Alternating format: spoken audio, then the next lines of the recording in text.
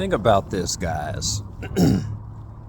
The next set of people that are looking to retire is the Gen X generation.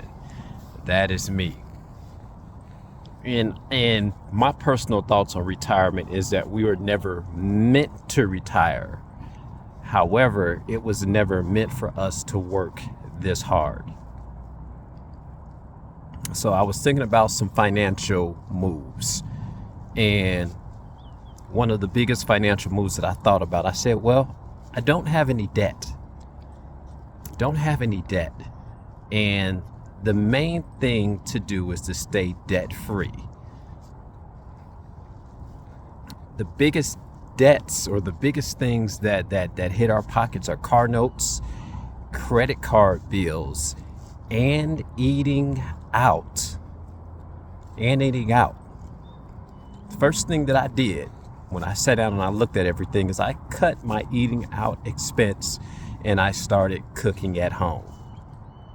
And can you believe I've probably saved over, I would say probably over $600 to $700 in just doing this. Same amount of time. If I want a burger, I'm gonna go buy me a pound of meat and I can make 2 burgers. That's the first thing.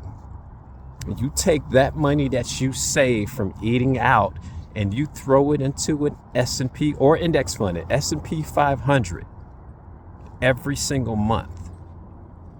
And that will yield you about 18% in interest. You get 18% in interest, compounded.